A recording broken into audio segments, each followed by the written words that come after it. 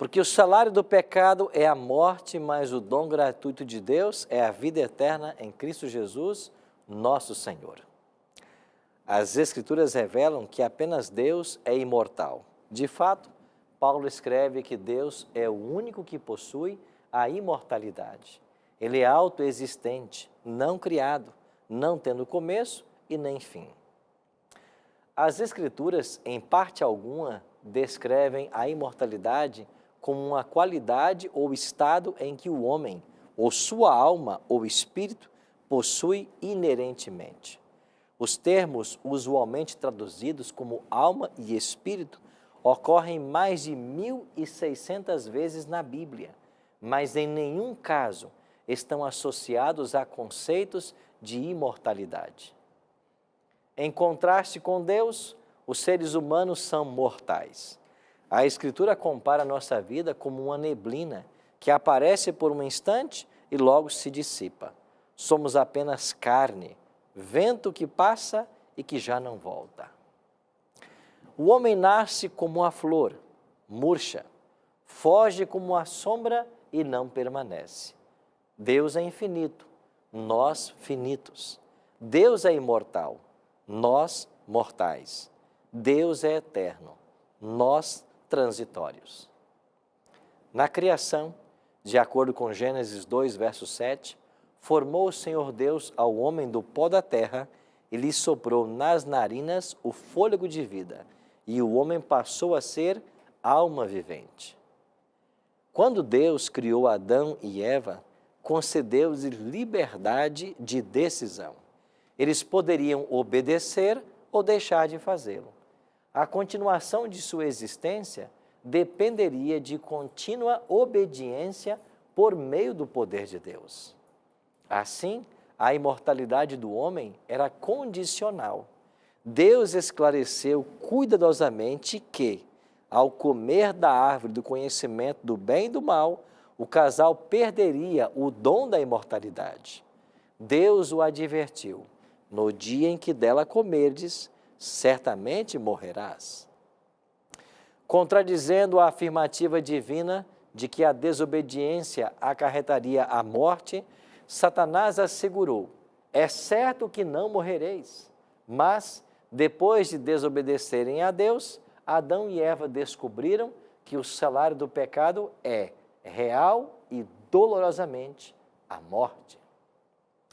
Foi tão somente a misericórdia de Deus que protegeu Adão e Eva da morte instantânea. O Filho de Deus se oferecera para dar sua vida a fim de salvar Adão e Eva, dar a eles uma segunda chance. Era o Cordeiro de Deus que foi morto antes da fundação do mundo.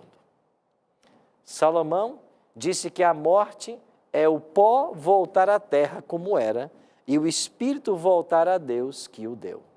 Na Bíblia, nem o termo ruach, nem o termo grego pneuma para espírito se referem a uma entidade inteligente, capaz de existência consciente fora do corpo. Ao contrário, os termos ruach e pneuma se aplicam ao fôlego de vida, princípio vital da existência que anima os seres humanos e até mesmo os animais. Resumindo, biblicamente, a equação da vida é o pó da terra mais fôlego de vida, e a fórmula da morte é o pó da terra menos o fôlego de vida, ruach ou pneuma.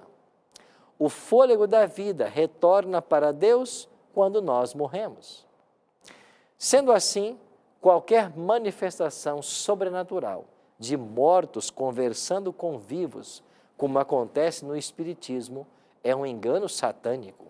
A Bíblia ensina que Satanás, o pai da mentira, foi quem inventou o Espiritismo e fez as primeiras sessões mediúnica ao entrar na serpente e enganar Eva com as palavras: certamente não morrereis. Muitos se confundem também quanto ao lugar para onde vão os mortos. Esse lugar, muitas vezes traduzido como inferno, o Antigo Testamento chama de Sheol, uma palavra hebraica, e o Novo Testamento de Hades, uma palavra grega. Nas Escrituras, Sheol normalmente significa apenas sepultura. O significado de Hades é similar ao de Sheol. Todos vão para esse lugar até a volta de Jesus, no caso dos justos. Já no caso dos maus, eles ressuscitarão 1000 anos após a volta de Cristo para receber o castigo final. Embora as pessoas nasçam mortais, a Bíblia as estimula a buscarem a Jesus, a fonte da imortalidade. O dom gratuito de Deus é a vida eterna em Cristo Jesus, nosso Senhor. Jesus não só destruiu a morte, como trouxe a luz e vida e a imortalidade. Paulo escreveu, porque assim como em Adão todos morrem, assim também todos serão vivificados em Cristo. Sua ressurreição é a certeza da ressurreição dos que o amam e o aceitam como Salvador. O próprio Cristo disse que sua voz abriria os sepulcros e ele ressuscitaria os mortos. Antes de ressuscitar o amigo Lázaro, Jesus pronunciou uma das frases mais belas e cheias de esperança. Ela aparece aqui em João 11, 25 e 26.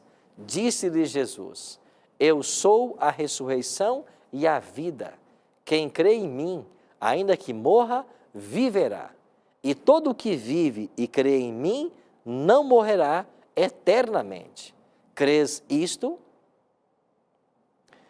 Uma felicidade eterna ao lado de Cristo e daqueles que amamos está à distância de um sim. Jesus, eu te aceito.